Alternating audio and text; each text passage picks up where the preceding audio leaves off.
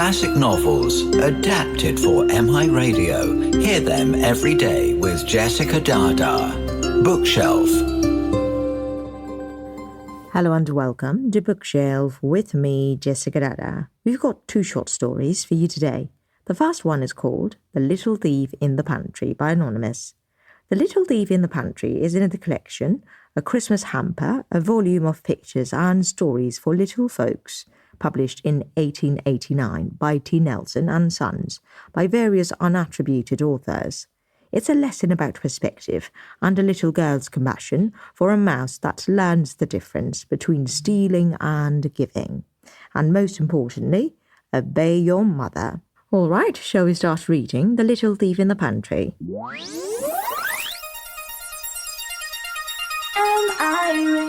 MIRadio. Mother dear, said a little mouse one day, I think the people in our house must be very kind, don't you? They leave such nice things for us in the larder. There was a twinkle in the mother's eye as she replied, Well, my child, no doubt they are very well in their way, but I don't think they are quite as fond of us as you seem to think.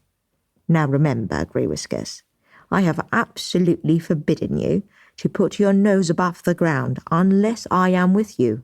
For kind as the people are, I shouldn't be at all surprised if they tried to catch you. So Greywhiskers' mum had told him not to put his nose above the ground unless she's there with him. Now, let's continue. Greywhiskers twitched his tail with scorn. He was quite sure he knew how to take care of himself, and he didn't mean to trot meekly after his mother's tail all his life. So as soon as she had curled herself up for an afternoon nap, he stole away and scampered across the pantry shelves. Well, that is one naughty little mouse. Here was something particularly good today. A large iced cake stood far back upon the shelf, and Greywhiskers licked his lips as he sniffed it. Across the top of the cake there were words written in pink sugar, but as Greywhiskers could not read, he did not know that he was nibbling at little Miss Ethel's birthday cake. But he did feel a little guilty when he heard his mother calling. Off he ran and was back in the nest again by the time his mother had finished rubbing her eyes after her nap.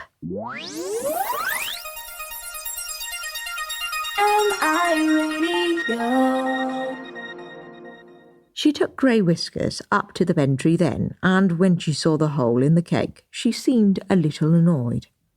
Some mouse has evidently been here before us, she said, but of course she never guessed that it was her own little son.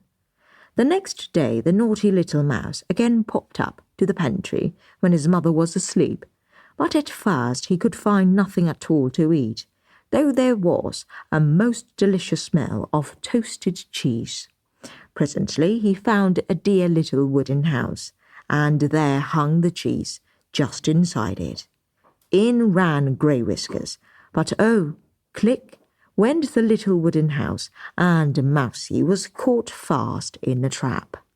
When the morning came, the cook, who had set the trap, lifted it from the shelf, and then called a pretty little girl to come and see the thief who had eaten her cake. What are you going to do with him? Asked Ethel. Why, drown him, my dear, to be sure. The tears came into the little girl's pretty blue eyes. You didn't know it was stealing, did you, Mousie dear? She said. No, squeaked Greywhiskers sadly. Indeed I didn't. Cook's back was turned for a moment, and in that moment tender-hearted little Ethel lifted the lid off the trap, and out popped Mousie. Oh, how quickly he ran home to his mother, and how she comforted and petted him until he began to forget his fright. And then she made him promise never to disobey her again, and you may be sure he never did. End of The Little Thief in the Pantry by Anonymous. MIRadio.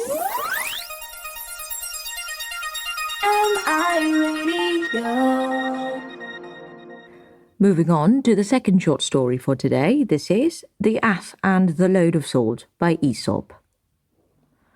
A merchant driving his ass homeward from the seashore with a heavy load of salt came to a river crossed by a shallow ford. They had crossed this river many times before without accident, but this time the ass slipped and fell when halfway over, and when the merchant at last got him to his feet, much of the salt had melted away.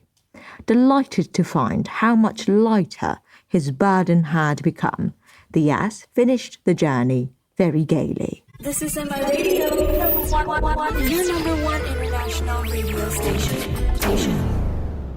Next day, the merchant went for another load of salt. On the way home, the ass, remembering what had happened at the ford, purposely let himself fall into the water and again got rid of most of his burden. The angry merchant immediately turned about and drove the ass back to the seashore, where he loaded him with 2 great baskets of sponges. At the ford, the ass again tumbled over, but when he had scrambled to his feet, it was a very disconsolate ass that dragged himself homeward under a load 10 times heavier than before. The same measures will not suit all circumstances. End of The Ass and the Load of Salt by Aesop.